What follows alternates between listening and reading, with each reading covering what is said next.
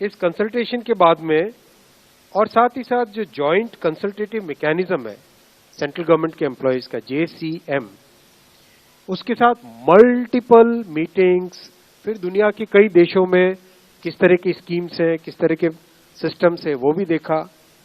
फिर भारत की जो अर्थव्यवस्था है और केंद्र सरकार का बजट है उसको समझने के लिए रिजर्व बैंक ऑफ इंडिया के साथ, वर्ल्ड बैंक के साथ, सबके साथ कंसल्टेशंस हुए और इस कंसल्टेशन के बाद में एक यूनिफाइड पेंशन स्कीम का रिकमेंडेशन इस कमेटी ने किया और आज प्रधानमंत्री श्री नरेंद्र मोदी जी की अध्यक्षता में यूनियन कैबिनेट ने यूनिफाइड पेंशन स्कीम को अप्रूव किया है, इसको अनुमोदित किया है और ये स्कीम अभी आने वाले समय में लागू होगी।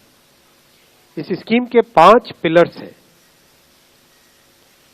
सबसे इंपॉर्टेंट विषय था कर्मचारियों की तरफ से कि हमें अश्योर्ड अमाउंट एक चाहिए, जो बहुत लॉजिकल और वाजिब रिक्वायरमेंट था। तो इस डिमांड पे एक मेथोडिकल वे में काम करके और एक्चुअरियल साइंसेस, जो लोग आगे का भविष्य का रिक्वायरमेंट वगैरह कंप्यूट करने का एक तरीका होता है जिसको एक्चुअरियल साइंस बोलते हैं, उनके साथ मिलके कई तरह के फाइनेंशियल मॉडल्स को प्रोजेक्ट करके और सबके साथ मिलके एक सिस्टमेटिक तरीके से 50% अश्योर्ड पेंशन, ये इस यूपीएस का सबसे पहला पिलर है।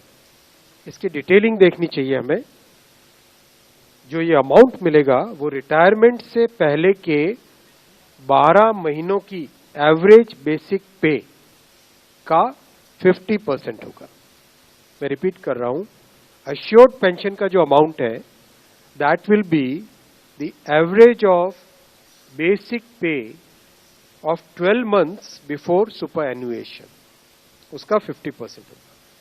और इस फुल पेंशन के लिए जो क्वालिफाइंग सर्विस रहेगी वो रहेगी 25 इयर्स, यानी 25 वर्ष तक अगर किसी ने काम किया है, सेवा की है, तो उसको फुल पेंशन यानी जो ये अश्योर्ड पेंशन का अमाउंट है वो मिलेगा। 25 साल से अगर कम है लेकिन 10 साल से ज्यादा है तो उसमें प्रोपोर्शनेट पेंशन रहेगी, प्रो रेटा वो पेंशन का अमाउंट बनेगा।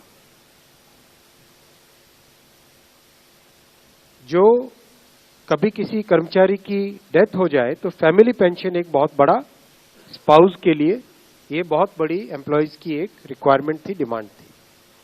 तो सेकंड पिलर इस यूपीएस का है अश्योर्ड फैमिली पेंशन। किसी भी कर्मचारी के डिमाइज से पहले, इमीडिएटली पहले जो पेंशन थी, अमाउंट था, उसका 60% मिलेगा एम्प्लॉय के, डिसीज्ड एम्प्लॉय के स्पाउस को। ये सेकंड पिलर है। थर्ड पिलर है अश्योर्ड मिनिमम पेंशन। कई बार देखा कि सर्विस कम होती है और कंट्रीब्यूशन जितना हुआ है उससे एक सफिशिएंट अमाउंट नहीं मिल पाता था, और ये अपने आप में एक बड़ा विषय था केंद्र सरकार के कर्मचारियों का और एनपीएस में जुड़े सभी कर्मचारियों का।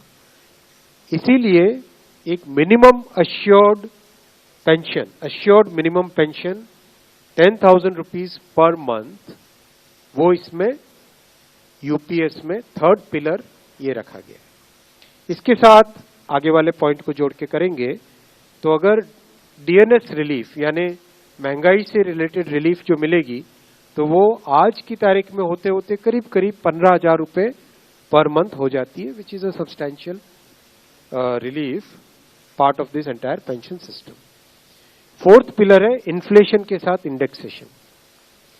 जैसे केंद्र सरकार के एम्प्लॉयज के लिए सैलरी में डीएनएस अलाउंस होता है, उसी पैटर्न पे जो इंडेक्स है, सेम इंडेक्स को यूज करके all India consumer price index for industrial workers, इसको यूज करके assured pension, assured family pension और अश्योर्ड मिनिमम पेंशन, इन तीनों के तीनों जो आपने पिछले पेज पे तीनों पिलर्स देखे, assured pension, assured family pension और अश्योर्ड मिनिमम पेंशन, इन तीनों के ऊपर इन्फ्लेशन इंडेक्सेशन डीएनएस रिलीफ के बेसिस पे मिलेगा, डीआर, डीए की जगह डीआर, डीएनएस रिलीफ। पांचवा पिलर है इस स्कीम का lump sum payment at superannuation in addition to gratuity. ये एक तरीके से बहुत ही इंपॉर्टेंट और बहुत ही बड़ी एक रिलीफ मिलेगी। जब सुपर एन्युएशन होता है तो उसके बाद में इंसान अपनी लाइफ को प्लानिंग जिस तरह से करना चाहिए तब कई बड़े खर्चे आते हैं, इसलिए ये लंप सम एक अमाउंट तय किया गया। यह है कि हर 6 महीने की सर्विस के लिए मंथली एमोल्यूमेंट्स विच मीन्स पे एंड डीए कंबाइंड, उसका 10% अमाउंट। तो ये एक अपने आप में सब्सटैंशियल एक अमाउंट रह जाएगा। जैसे मान लीजिए किसी का 30 इयर्स की सेवा है तो उसमें करीब करीब 6 महीने की सैलरी, समरतन साहब दैट्स करेक्ट ना, करीब करीब 6, तो उसको 6 महीने की इमोल्यूमेंट्स जो उसकी रहेगी पे प्लस डीए मिला के वो एक लमसम अमाउंट की तरह मिलेगा।